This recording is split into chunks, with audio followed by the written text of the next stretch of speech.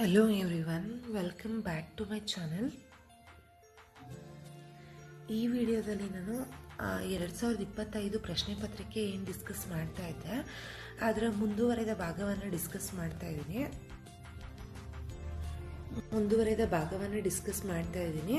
ಇನ್ನು next question ನೋಡೋದಾದರೆ ಏನಂತ ಕೊಟ್ಟಿದ್ದಾರೆ ಅಂತ ಹೇಳಿದ್ರೆ, ಅಂದರೆ 3 ಅಂಕದ ಪ್ರಶ್ನೆಗಳು. ಇದರಲ್ಲಿ P of X is equal to X square plus 7x plus 10 ಈ ವರ್ಗ ಬಹುಪದೋಕ್ತಿಯ ಶೂನ್ಯತೆಗಳನ್ನು ಕಂಡುಹಿಡಿಯಿರಿ ಹಾಗೂ ಶೂನ್ಯತೆಗಳು ಮತ್ತು ಅವುಗಳ ಸಹಗುಣಗಳ ನಡುವಿನ ಸಂಬಂಧವನ್ನು ತಾಳೆ ನೋಡಿ ಅಂತ ಕೊಟ್ಟಿದ್ದಾರೆ. ಇದರಲ್ಲಿ ನಾವು ವರ್ಗ ಬಹುಪದೋಕ್ತಿಯ ಶೂನ್ಯತೆಗಳನ್ನು ಕಂಡುಹಿಡಿಯಿರಿ ಅಂತ ಕೇಳಿದ್ರೆ ನಾವು ಅದಕ್ಕೆ 2x ವರ್ಗ ಬಹುಪದೋಕ್ತಿ ಅಂದರೆ ವರ್ಗ ಅಂದರೆ 2 ಅಂತ ಅರ್ಥ. ಅದರ 2 ಎಕ್ಸ್ ಬೆಲೆಗಳನ್ನ ಕಂಡುಹಿಡಬೇಕಾಗತ್ತೆ. 2 ಎಕ್ಸ್ ಬೆಲೆಗಳನ್ನ ಕಂಡುಹಿಡಿದ್ರೆ ನಮಗೆ ಅದ್ರ ಬರೋವಂಥ ಬೆಲೆಗಳನ್ನ ತಗೊಂಡು ನಾವು ಆಲ್ಫಾ ಬೀಟಾ ಅಂತ ತಗೊಂಡು ಅದರಲ್ಲಿ ನಾವು ಶೂನ್ಯತೆಗಳ ಮೊತ್ತ ಮತ್ತು ಗುಣಲಬ್ಧಗಳನ್ನ ಬಳಸ್ಕೊಂಡು ನಾವು ಅದರದ್ದು ತಾಳೆ ನೋಡಬೇಕಾಗುತ್ತೆ. ಫಸ್ಟ್ ಏನು ಮಾಡಬೇಕಾಗಿದೆ ಅಂತಂದರೆ X square plus 7x plus 10 ಏನಿದೆ ಇದಕ್ಕೆ ನಾವು ಶೂನ್ಯತೆಗಳನ್ನ ಕಂಡುಹಿಡಿಯೋಣ. ಶೂನ್ಯತೆಗಳು ಅಂತ ಹೇಳಿದ್ರೆ 2 ಎಕ್ಸ್ ಬೆಲೆಗಳನ್ನ ಕಂಡುಹಿಡಿಯೋಣ. ಫಸ್ಟ್ ಅವ್ರು ಏನು ಕೊಟ್ಟಿದ್ದಾರೆ ಸಮೀಕರಣ ಅದನ್ನು ತಗೊಂಡಿದ್ದೀವಿ. X square plus 7x plus 10 ಅಂತ ಕೊಟ್ಟಿದ್ದಾರೆ. ಇಲ್ಲಿ ಕೊನೆಯ ಸಂಖ್ಯೆ ಇದೆ, ಇಲ್ಲಿ ಎಕ್ಸ್ ಸ್ಕ್ವೇರ್ ಇದೆ ಅಲ್ವಾ, ಇದರ ಜೊತೆಗೆ ನಮಗೆ ಸಂಖ್ಯೆ 1 ಇದೆ ಅಂತ ಅರ್ಥ ಅಲ್ವಾ. ಏನೂ ಇಲ್ಲ ಅಂದರೆ 1 ಇದೆ ಅಂತ ಅರ್ಥ. ಆ ಸಂಖ್ಯೆ ಮತ್ತು ಈ ಕೊನೆ ಸಂಖ್ಯೆ, ಮೊದಲನೇ ಸಂಖ್ಯೆ ಮತ್ತು ಕೊನೆ ಸಂಖ್ಯೆನ ಗುಣಿಸಿದಾಗ ನಮಗೆ ಏನು ಸಿಗುತ್ತೆ ಅದನ್ನು ಬರ್ಕೋಬೇಕಾಗುತ್ತೆ.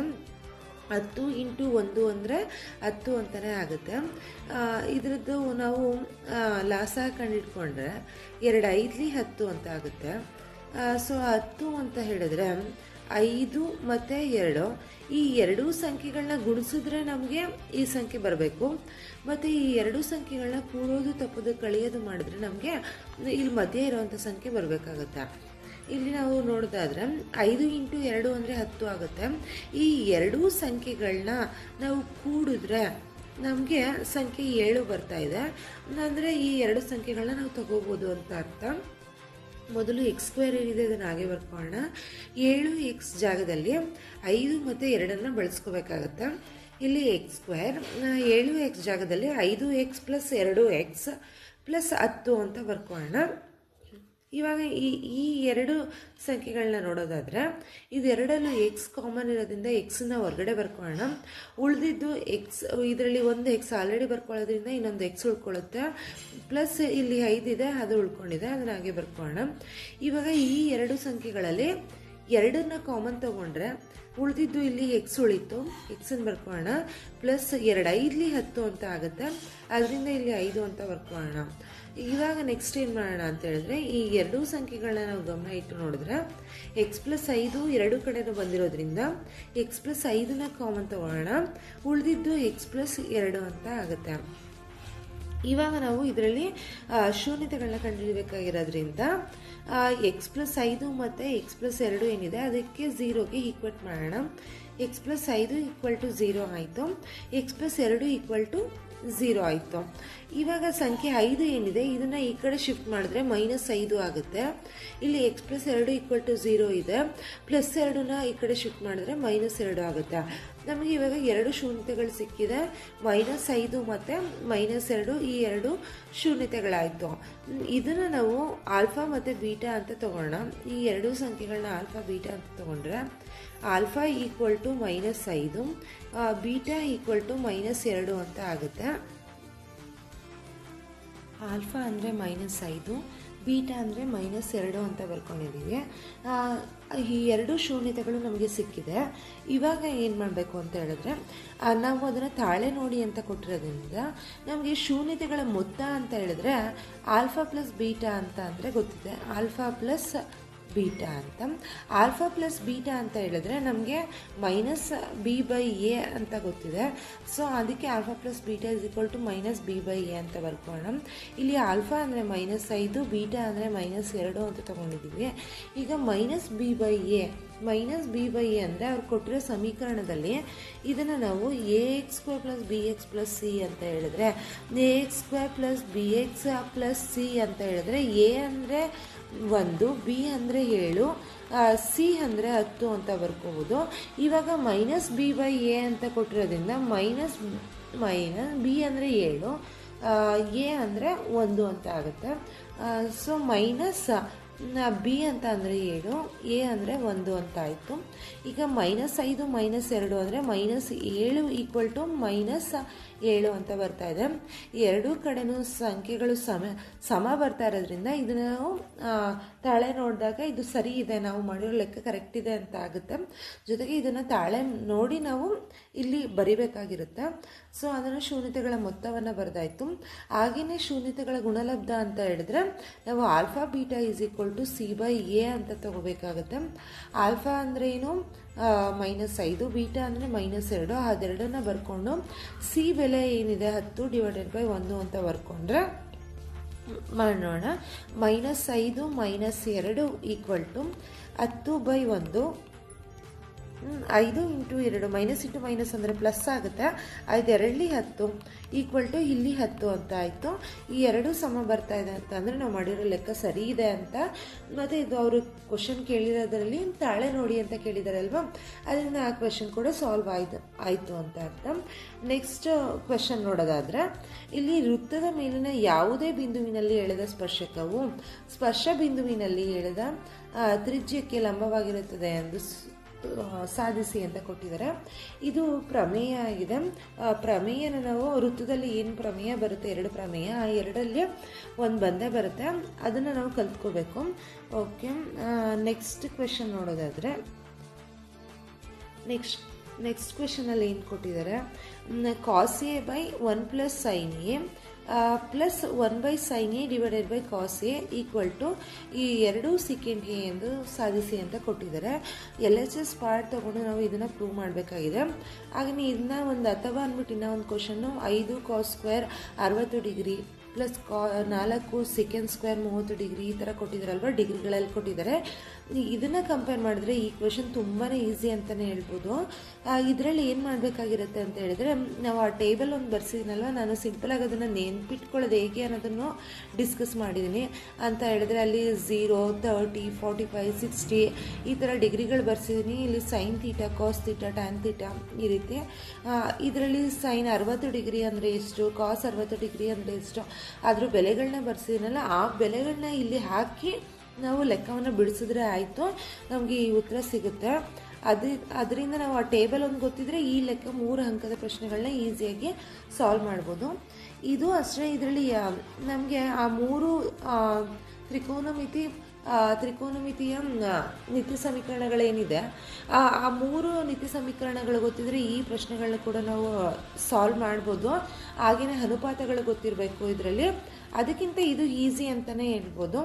ಓಕೆ, ನೆಕ್ಸ್ಟ್ ಅದೇ ಕ್ವಶನ್ನ ಡಿಸ್ಕಸ್ ಮಾಡ್ತಾ ಹೋಗೋಣ. ಫಸ್ಟು ಏನಿದೆ ಅದರಲ್ಲಿ, cos A by 1 + sin A, cos A by 1 + sin A plus 1/sin A by cos A ಅಂತ ಕೊಟ್ಟಿದ್ದಾರೆ.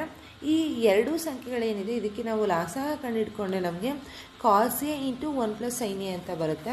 ಈ ಕಾಸ್ ಎ ಇಂಟು 1 + sin ಎನ ನಾವು ಛೇದದಲ್ಲಿ ಬರ್ಕೊಂಡು ಈ ಕಾಸ್ ಎ ಇಂಟು ಇಲ್ಲಿ ಕಾಸ್ ಎ ಬಂದಿದೆ, cos A divided by 1 + sin A ಅಂತ ಇದೆ ಅಲ್ವಾ. ಹಾಗೆಯೇ ಪ್ಲಸ್ ಕೊಟ್ಟಿದ್ದಾರೆ 1 + sin A divided by cos A ಅಂತ ಕೊಟ್ಟಿದ್ದಾರೆ. ಇಲ್ಲಿ ನಮಗೆ ಲಾಸಹ ಕಂಡುಹಿಡ್ಕೊಂಡಾಗ ಕೆಳಗಡೆ ಅಂತ ಛೇದದಲ್ಲಿ cos A into 1 + sin A ಅಂತ ಬರ್ಕೋಬೇಕು. ಈ ಸಂಖ್ಯೆನ ಈ ಮೊದಲನೇ ಸಂಖ್ಯೆ ಜೊತೆ ಗುಣಿಸ್ಕೊಂಡಾಗ cos A into 1 + sin A ಅಂತ ಏನಿದೆ ಅದನ್ನು ನಾವು ಗುಣಿಸ್ಬೇಕಾಗತ್ತೆ. ಆ ಸಂಖ್ಯೆಯನ್ನು ಗುಣಿಸಿದಾಗ ನಮಗೆ ಇದು ಕ್ಯಾನ್ಸಲ್ ಆಗಿ ಉಳಿದಿದ್ದು cos A into cos A ಆಗುತ್ತೆ. ಅದು ನಮಗೆ ಇಲ್ಲಿ ಕಾಸ್ ಸ್ಕ್ವೇರ್ ಎ ಸಿಕ್ತು. ಅಂದರೆ cos A into cos A ಅಂದರೆ ಕಾಸ್ ಸ್ಕ್ವೇರ್ ಎ. ಇಲ್ಲಿ ಪ್ಲಸ್ ಏನಿದೆ ಆ ಪ್ಲಸ್ಸನ್ನು ಹಾಗೆ ಬರ್ಕೋಣ. ಇಲ್ಲಿನೂ ಅಷ್ಟೇ, ಈ ಛೇದದಲ್ಲಿ ಏನು ಬಂದಿದೆ ಅದನ್ನು ನಾವು ಇಲ್ಲಿ ಗುಣಿಸ್ಕೋಬೇಕಾಗತ್ತೆ. ಗುಣಿಸ್ಕೊಂಡ್ರೆ ನಮಗೆ ಕಾಸ್ ಕ್ಯಾನ್ಸಲ್ ಆಗಿ 1 + sin ಎ ಮಾತ್ರ ಉಳ್ಕೊಳ್ಳುತ್ತೆ. ಆವಾಗ ಇಲ್ಲಿ 1 + sin ಎ, ಅಲ್ಲಿ 1 + sin ಎ ಎರಡು ಉಳಿಯೋದ್ರಿಂದ ಅದೆರಡನ್ನು ನಾವು ಇಲ್ಲಿ ಗುಣಿಸಿದಾಗ 1 + sin ಎ ಹೋಲ್ ಸ್ಕ್ವೇರ್ ಆಯಿತು. ಛೇದದಲ್ಲಿ cos A into 1 + sin A ಬಂದಿದೆ. ಇವಾಗ ಈ ಕಾಸ್ ಸ್ಕ್ವೇರ್ ಎ ಅದನ್ನು ಹಾಗೆ ಇಟ್ಕೊಳ್ಳೋಣ.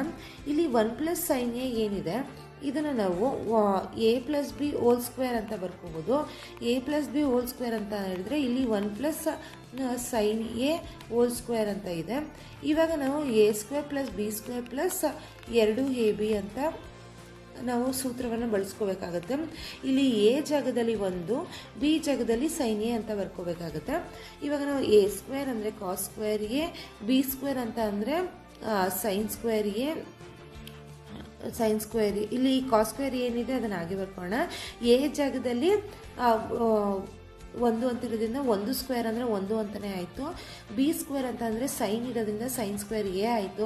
ಪ್ಲಸ್ 2ab ಅಂದರೆ 2 ಇಂಟು 1 ಇಂಟು ಸೈನ್ ಎ ಅಂದರೆ 2 ಇಂಟು 1 2ನೇ ಆಗುತ್ತೆ. ಆ ಸೈನ್ ಎನ ಹಾಗೆ ಬರ್ಕೊಂಡಿದ್ದೀವಿ. ಇಲ್ಲಿ ಕೆಳಗಡೆ ನೋಡೋದಾದರೆ cos A into 1 plus sine A ಏನಿದೆ ಅದನ್ನು ಹಾಗೆ ಬರ್ಕೊಂಡಿದ್ದೀವಿ. ಇಷ್ಟು ಆದಮೇಲೆ ನೆಕ್ಸ್ಟ್ ಇಲ್ಲಿ ನೋಡೋದಾದರೆ ಈ ಸೈನ್ ಸ್ಕ್ವೇರ್ ಎ ಮತ್ತು ಕಾಸ್ ಸ್ಕ್ವೇರ್ ಎ ಏನಿದೆ ಇದೆರಡೂ ಸಂಖ್ಯೆಗಳನ್ನ ತೊಗೊಂಡ್ರೆ ನಮಗೆ ಮಿತಿ ಸಮೀಕರಣ ಗೊತ್ತಿದೆ, ಅದು 9 square A plus cos square A equal to 1 ಅಂತ. ಅದನ್ನು ಬಳಸ್ಕೊಳ್ಳೋಣ ಇದೆರಡು ಸಂಖ್ಯೆಗಳಿಗೆ. ಇಲ್ಲಿ cos square A plus sine square A ಅಂದರೆ ನಾವು 1 ಅಂತ ಬರ್ಕೋಬೋದು. ಅದಕ್ಕೆ 1 ಅಂತ ಬರ್ಕೊಂಡಿದ್ದೀನಿ. ಇಲ್ಲಿ ಪ್ಲಸ್ 1 ಅಂತ ಇರೋದನ್ನ ಆ ಪ್ಲಸ್ 1ನ ಹಾಗೆ ಬರ್ಕೊಳ್ಳೋಣ. ಇಲ್ಲಿ plus 2 sine A plus 2 sine A ಹಾಗೆ ಬರ್ಕೊಳ್ಳೋಣ. ಉಳಿದಿದ್ದು cos A into 1 plus sine A ಏನಿದೆ ಅದನ್ನು ಹಾಗೆ ಬರ್ಕೊಳ್ಳೋಣ. ನೆಕ್ಸ್ಟ್ ಇಲ್ಲಿ 1 ಪ್ಲಸ್ 1 ಅಂದರೆ 2 ಅಂತ ಆಯಿತು. ಈ 2 ಸೈನ್ ಎ ಹಾಗೆ ಇದೆ. ಈ ಛೇದದಲ್ಲಿ ಏನು ಬಂದಿದೆ ಅದನ್ನು ಹಾಗೆ ಬರ್ಕೊಂಡಿದ್ದೀನಿ. ಎರಡೂ ಕಡೆ ನೋಡಿದ್ರೆ 2 ಕಾಮನ್ ಇರೋದ್ರಿಂದ ಸಂಖ್ಯೆ 2ನ್ನ ಕಾಮನ್ ತೊಗೊಂಡಾಗಿದೆ. ಅಲ್ಲಿ ಕಾಮನ್ ತೊಗೊಂಡಾದ್ಮೇಲೆ ಉಳಿದಿದ್ದು ಇಲ್ಲಿ 1 ಉಳಿತು, ಆ 1ನ ಹಾಗೆ ಬರ್ಕೊಳ್ಳೋಣ. ಪ್ಲಸ್ ಏನಿದೆ ಪ್ಲಸ್ ಹಾಗೆ ಬರ್ಕೊಳ್ಳೋಣ. ಇಲ್ಲಿ 2 ಆಲ್ರೆಡಿ ಬರ್ಕೊಂಡಿರೋದ್ರಿಂದ ಉಳಿದಿದ್ದು ಸೈನ್ ಎ, ಆ ಸೈನ್ ಎನ ಹಾಗೆ ಬರ್ಕೊಳ್ಳೋಣ. Divided by cos A into 1 plus sine A ಏನಿದೆ ಅದನ್ನು ಹಾಗೆ ಬರ್ಕೊಂಡಾಯ್ತು. ಇಲ್ಲಿ 1 ಪ್ಲಸ್ ಸೈನ್ ಎ ಮತ್ತು ಇಲ್ಲಿ ಮೇಲ್ಗಡೆ 1 ಪ್ಲಸ್ ಸೈನ್ ಎ ಬಂದಿರೋದ್ರಿಂದ 2ನ್ನು ನಾವು ಕ್ಯಾನ್ಸಲ್ ಮಾಡ್ಬೋದು. 2ನ್ನು ಕ್ಯಾನ್ಸಲ್ ಮಾಡಿದ್ರೆ ಉಳಿದಿದ್ದು 2 ಬೈ ಕಾಸ್ ಎ ಅಂತ ಆಯಿತು. ಈ 2ನ್ನ ಹಾಗೆ ಬರ್ಕೊಳ್ಳೋಣ. 1 ಬೈ ಕಾಸ್ ಎ ಅಂದರೆ ಸೆಕೆಂಡ್ ಎ ಅಂತ ಆಯಿತು. ಇವಾಗ ನಾವು RHS ಅಲ್ಲಿ ನಾವು ಪ್ರೂವ್ ಮಾಡಬೇಕಾಗಿ 1 ಬೈ ಕಾಸ್ ಎ ವಿಲೋಮ ಅನುಪಾತ 1 ಬೈ ಕಾಸ್ ಎ ಅಂತ ಅಂದರೆ ಸೆಕೆಂಡ್ ಎ. ನಾನು ಸ್ಟಾರ್ಟಿಂಗು ತ್ರಿಕೋನಮಿತಿ ಪ್ರಸ್ತಾವನೆ ಪಾಠ ಮಾಡಬೇಕಾದ್ರೆ ಅಲ್ಲಿ ಆಲ್ರೆಡಿ ಡಿಸ್ಕಸ್ ಮಾಡಿದ್ದೀನಿ ಇದನ್ನೆಲ್ಲ ಹೇಗೆ ಬರ್ಕೊಳ್ಳೋದು ಅಂತ. ಅಲ್ಲಿ ವಿಡಿಯೋ ನೋಡಿದ್ರೆ ನಿಮಗೆ ಇದೆಲ್ಲ ಹೇಗೆ ಬಂತು ಅನ್ನೋದು ಗೊತ್ತಾಗುತ್ತೆ. ಇಲ್ಲಿ 2ನ್ನ ಹಾಗೆ ಬರ್ಕೊಂಡಿದ್ದೀನಿ. 1 ಬೈ ಕಾಸ್ ಎ ಅಂತ ಬಂದಿರೋದ್ರಿಂದ ಅದನ್ನು ನಾವು ಸೆಕೆಂಡ್ ಎ ಅಂತ ಬರ್ಕೊಂಡಿದ್ದೀನಿ. ಇದು RHS ಪಾರ್ಟ್ ನಾವು ಪ್ರೂವ್ ಮಾಡಬೇಕಾಗಿರೋವಂಥದ್ದು ಇದನ್ನೇ ಆಗಿದೆ. ಸೊ ಇದು ಪ್ರೂವ್ ಆಯಿತು. ಇನ್ನು ಮುಂದಿನ ಪ್ರಶ್ನೆಯನ್ನು ನೋಡೋದಾದರೆ ನಾನು ಆಲ್ರೆಡಿ ಹೇಳಿದೆ ಅಲ್ಲಿರೋವಂಥ ಬೆಲೆಗಳನ್ನ ನಾವು ಅಲ್ಲಿಗೆ ಅಪ್ಲೈ ಮಾಡಿಕೊಂಡ್ರೆ ಸಾಕು ಅಂತ ಹೇಳಿದೆ. ಅಲ್ಲಿ ಕಾಸ್ 60 ಡಿಗ್ರಿ ಅಂದರೆ 1/2, ಸೆಕೆಂಡ್ 60 ಡಿಗ್ರಿ ಅಂದರೆ 2/√3, ಟ್ಯಾನ್ 45 ಡಿಗ್ರಿ ಅಂದರೆ 1, ಸೈನ್ 30 ಡಿಗ್ರಿ, ಕಾಸ್ 30 ಡಿಗ್ರಿ ಅಂದರೆ ಏನು ಅಂತ ಇಲ್ಲಿ ಸಪ್ರೇಟಾಗಿ ಬರ್ಕೊಂಡಿರೋದಿಲ್ಲಿ. ಅದನ್ನು ಬೆಲೆಗಳನ್ನ ನಾವು ಅವ್ರು ಕೊಟ್ಟಿರೋವಂಥ ಸಮೀಕರಣ ಏನಿದೆ ಅದಕ್ಕೆ ಅಪ್ಲೈ ಮಾಡ್ಕೊಂಡಿರೋದು. ಇಲ್ಲಿ sine of 1/2 whole square plus ಇದನ್ನೆಲ್ಲ ಅಪ್ಲೈ ಮಾಡ್ಕೊಂಡಾಗಿದೆ. ಇದು ಆದಮೇಲೆ ಇಲ್ಲಿ ಸ್ಕ್ವೇರ್ ಅಂತ ಬಂದಿರೋದ್ರಿಂದ ಆ ಸಂಖ್ಯೆಗಳಿಗೆ ನಾವು ಸ್ಕ್ವೇರ್ ಅಂತ ಬರ್ಕೊಳ್ಳೋದು. ಯಾಕೆ ಅಂದರೆ ಅಲ್ಲಿ ಕಾಸ್ ಸ್ಕ್ವೇರ್ 60 ಡಿಗ್ರಿ ಅಂತ ಬಂದಿದೆ ಅಂದರೆ ಕಾಸ್ 60 ಡಿಗ್ರಿ ಅಂದರೆ 1/2 ಆಯಿತು. ಅಲ್ಲಿ ಹೋಲ್ ಸ್ಕ್ವೇರ್ ಬಂದಿರೋದ್ರಿಂದ ಅದಕ್ಕೆ ನಾವು ಹೋಲ್ ಸ್ಕ್ವೇರ್ ಅಂತ ಬರ್ಕೊಂಡಿದ್ದೀವಿ. ಓಕೆ, ನೆಕ್ಸ್ಟ್ ಇಲ್ಲಿ ಕಂಟಿನ್ಯೂ ಮಾಡ್ತಾ ಹೋದ್ರೆ ಇಲ್ಲಿ 5ನ್ನ ಹಾಗೆ ಬರ್ಕೊಂಡಿರೋಣ. ಇಲ್ಲಿ 1/2 ಹೋಲ್ ಸ್ಕ್ವೇರ್ ಇರೋದ್ರಿಂದ 1 ಸ್ಕ್ವೇರ್ ಅಂತಂದರೆ 1 ಆಗುತ್ತೆ. 2 ಸ್ಕ್ವೇರ್ ಅಂತ ಇರೋದ್ರಿಂದ 2 ಸ್ಕ್ವೇರ್ ಅಂದರೆ 2 4 ಅಂತಾಯಿತು. 4 ಬರ್ಕೊಂಡಿದ್ದೀನಿ. ಇಲ್ಲಿ 4 ಏನಿದೆ 4ನ್ನ ಹಾಗೆ ಬರ್ಕೊಂಡಿದ್ದೀನಿ. ಇಲ್ಲಿ 2/√3 ಇರೋದ್ರಿಂದ 2 4 ಆಯಿತು. √3 ಹೋಲ್ ಸ್ಕ್ವೇರ್ ಆಗೋದ್ರಿಂದ ಈ ಸ್ಕ್ವೇರ್ ರೂಟ್ ಮತ್ತು ಸ್ಕ್ವೇರ್ ಕ್ಯಾನ್ಸಲ್ ಆಗಿ ಉಳಿದಿದ್ದು 3. ಆ 3ನ್ನ ಇಲ್ಲಿ ಬರ್ಕೊಂಡಿದ್ವಿ. ಮೈನಸ್ಸನ್ನು ಮೈನಸ್ ಹಾಗೆ ಬರ್ಕೊಳ್ಳೋಣ. 1 ಸ್ಕ್ವೇರ್ ಇರೋದ್ರಿಂದ 1ನ್ನು ಹಾಗೆ ಬರ್ಕೊಂಡಿದ್ದೀನಿ. ಇಲ್ಲಿ 1 ಸ್ಕ್ವೇರ್ ಅಂದರೆ 1 ಆಯಿತು. 2 ಸ್ಕ್ವೇರ್ ಅಂದರೆ 4 ಆಯಿತು. ಪ್ಲಸ್ ಇಲ್ಲಿ √3 ಹೋಲ್ ಸ್ಕ್ವೇರ್ ಆಗೋದ್ರಿಂದ 2 ಮತ್ತು √3 ಕ್ಯಾನ್ಸಲ್ ಆಗಿ ಬರೀ 3 ಮಾತ್ರ ಉಳ್ಕೋತು. ಡಿವೈಡೆಡ್ ಬೈ 2 4 ಅಂತ ಆಯಿತು. ಇನ್ನು ನೆಕ್ಸ್ಟ್ ಕಂಟಿನ್ಯೂ ಮಾಡ್ತಾ ಹೋದರೆ ಇಲ್ಲೇನಿದೆ ಈ 5ನ್ನ ಹಾಗೆ ಬರ್ಕೊಂಡಿದ್ದೀವಿ. ಈ 4 ಇಂಟು 4 ಅಂತ ಮಾಡಿದ್ರೆ ಈ 2 ಸಂಖ್ಯೆಗಳನ್ನ ಗುಣಿಸಿದಾಗ 16 ಆಯಿತು. ಇಲ್ಲಿ -1 ಏನಿದೆ ಅದು ಹಾಗೆ ಬರ್ಕೊಂಡಿದ್ದೀವಿ. ಇಲ್ಲಿ 4 ಇಲ್ಲಿ 1 ಬೈ 4 ಪ್ಲಸ್ 3/4 ಅಂತ ಇರೋದ್ರಿಂದ ಇಲ್ಲಿ 1/4 ಪ್ಲಸ್ 3/4 ಅಂತ ಇರೋದ್ರಿಂದ ಇದು ಎರಡರಲ್ಲೂ ನಾವು ಲಾಸಹ ತಗೊಂಡ್ರೆ 4 ಬರುತ್ತೆ. ಇಲ್ಲಿ ಮೇಲ್ಗಡೆ ಇರೋ ಎರಡು ಸಂಖ್ಯೆಗಳನ್ನ ಕೂಡಬೇಕಾಗುತ್ತೆ. 1 + 3 ಅಂತ ಅಂದರೆ 4/4 ಆಯಿತು. 4 ಕ್ಯಾನ್ಸಲ್ ಮಾಡಿದರೆ ಉಳಿದಿದ್ದು 1 ಅಂತ ಆಯಿತು. ಅದಕ್ಕೆ ಇಲ್ಲಿ 1 ಅಂತ ಬರ್ಕೊಂಡಿದ್ದೀವಿ.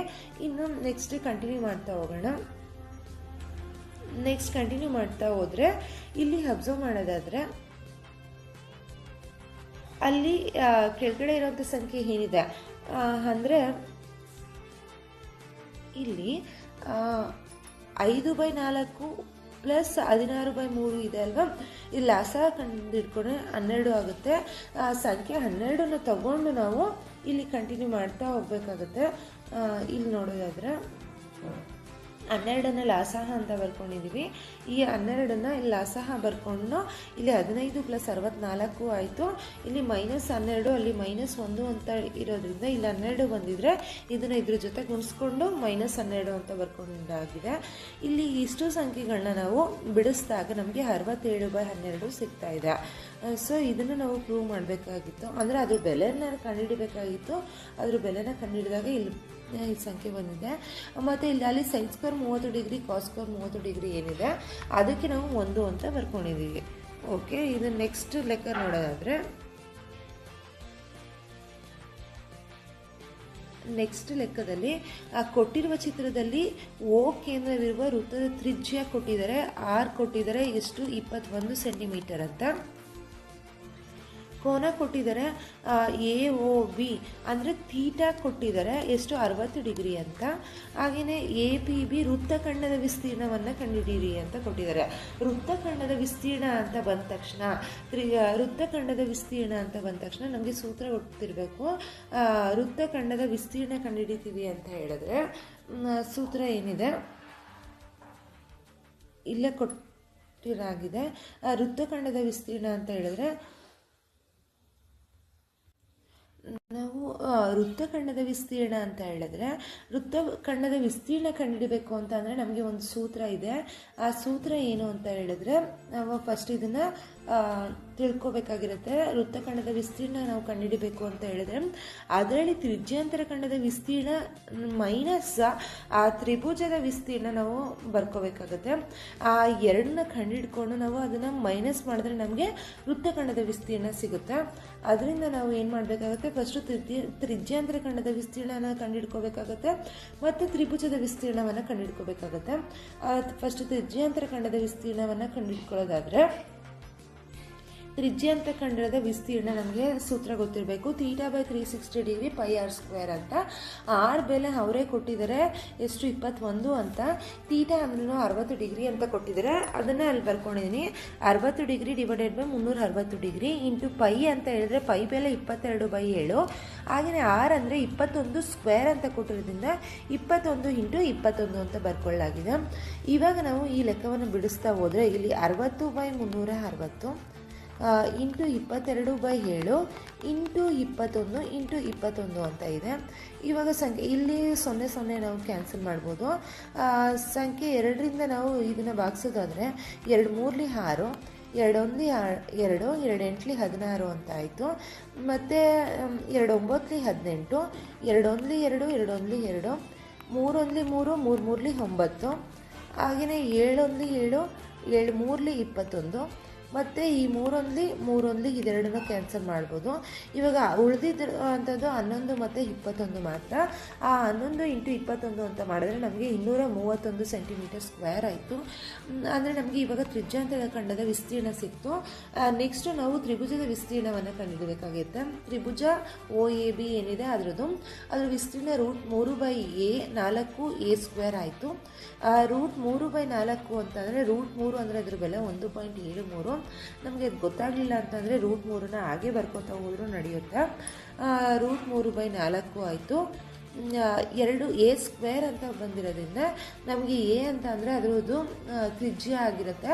ತ್ರಿಜ್ಯ A1 21 ಮತ್ತು 21 ಅಂತ ಕೊಟ್ಟಿರೋದ್ರಿಂದ 21 × 21 ಅಂತ ಬರ್ಕೊತಾ ಇದ್ದೀವಿ. ಇಲ್ಲಿ 1.73 / 4 ಇದೆ. 1.73 × 21 × 21 ಮಾಡಿದ್ರೆ ನಮಗೆ 762.93 ಸಿಗುತ್ತೆ ಡಿವೈಡೆಡ್ ಬೈ 4. ಮತ್ತು ಈ ಎರಡು ಸಂಖ್ಯೆಗಳನ್ನ ನಾವು ಭಾಗಿಸಿದಾಗ 190.73 ಸಿಗುತ್ತೆ. ಇಲ್ಲಿ ನಾವು ತ್ರಿಭುಜದ ವಿಸ್ತೀರ್ಣವು ನಮಗೆ ಇಲ್ಲಿ ಸಿಕ್ತು, ಹಾಗೆ ತ್ರಿಜ್ಯಾಂತರ ಖಂಡದ ವಿಸ್ತೀರ್ಣವೂ ಸಿಕ್ತು. ಈ ಎರಡನ್ನು ನಾವು ಬಳಸ್ಕೊಂಡು ಇವಾಗ ವೃತ್ತಖಂಡದ ವಿಸ್ತೀರ್ಣವನ್ನು ಕಂಡುಹಿಡ್ಕೋಬೇಕಾಗತ್ತೆ. ಈಗ ವೃತ್ತಖಂಡದ ವಿಸ್ತೀರ್ಣ ಅಂತಂದರೆ ತ್ರಿಜ್ಯಾಂತರ ಖಂಡದ ವಿಸ್ತೀರ್ಣ 231, ತ್ರಿಭುಜದ ವಿಸ್ತೀರ್ಣ 190.73 ಇದೆ. ಇದು ಎರಡನ್ನು ನಾವು ಮೈನಸ್ ಮಾಡಿದ್ರೆ ನಮಗೆ 40.27 ಬರ್ತಾ ಇದೆ. ನಾವು ಈಗ ನಾವು ವೃತ್ತಖಂಡದ ವಿಸ್ತೀರ್ಣವನ್ನು ಕಂಡುಹಿಡ್ಕೋಬೇಕಾಗತ್ತೆ. ಇದು 2025ರ ಮುಂದುವರೆದ ಭಾಗ ಆಯಿತು. ಇನ್ನು ನೆಕ್ಸ್ಟ್ ಕಂಟಿನ್ಯೂಷನ್ ಪಾರ್ಟನ್ನು ನಾನು ಮುಂದಿನ ವೀಡಿಯೋದಲ್ಲಿ ಡಿಸ್ಕಸ್ ಮಾಡ್ತಾ ಹೋಗ್ತೀನಿ. ನನ್ನ ವೀಡಿಯೋನ ಸಬ್ಸ್ಕ್ರೈಬ್ ಮಾಡಿ, ಶೇರ್ ಮಾಡಿ, ಲೈಕ್ ಮಾಡಿ ಅಂತ ಹೇಳ್ತಾ ವಿಡಿಯೋನ ಇಲ್ಲಿಗೆ ಎಂಡ್ ಮಾಡ್ತಾ ಇದ್ದೀನಿ. ಹಾಗೆಯೇ ನಾನು ಈ ಕ್ವೆಶನ್ ಪೇಪರ್ನ ಸಾಲ್ವ್ ಮಾಡಾದಮೇಲೆ ಎಕ್ಸಾಮ್ 2026ರಲ್ಲಿ ಬರೋವಂಥ ಪ್ರಶ್ನೆ ಪತ್ರಿಕೆ ಬಗ್ಗೆ ಡಿಸ್ಕಸ್ ಮಾಡ್ತಾ ಹೋಗೋಣ. ಅಂದರೆ ಇಂಪಾರ್ಟೆಂಟ್ ಕ್ವೆಶನ್ಸು ಯಾವುದು ಪ್ರಶ್ನೆಗಳಂದರೆ ಇಲಾಖೆಯಿಂದ ಯಾವುದು ಪ್ರಶ್ನೆ ಪತ್ರಿಕೆಗಳನ್ನ ಬಿಡುಗಡೆ ಮಾಡಿದ್ದಾರೆ ಅದರಲ್ಲೇ 40% 40 ಭಾಗ 40ರಿಂದ 50%ವರೆಗೂ ಅದರಲ್ಲಿರುವಂಥ ಪ್ರಶ್ನೆಗಳೇ ಬರ್ತಾ ಹೋಗುತ್ತೆ. ಆ ಪ್ರಶ್ನೆ ಪತ್ರಿಕೆ ಸಾಲ್ವ್ ಮಾಡ್ತಾ ಹೋಗೋಣ ಅಂತ ಹೇಳ್ತಾ ಈ ವಿಡಿಯೋನ ಇಲ್ಲಿಗೆ ಎಂಡ್ ಮಾಡ್ತಾ ಇದ್ದೀನಿ. Thank you. Hello everyone, welcome back to my channel. ಈ ವಿಡಿಯೋದಲ್ಲಿ ನಾನು 2025 ಪ್ರಶ್ನೆ ಪತ್ರಿಕೆ ಏನು ಡಿಸ್ಕಸ್ ಮಾಡ್ತಾ ಇದ್ದೆ ಅದರ ಮುಂದುವರೆದ ಭಾಗವನ್ನು ಡಿಸ್ಕಸ್ ಮಾಡ್ತಾ ಇದ್ದೀನಿ.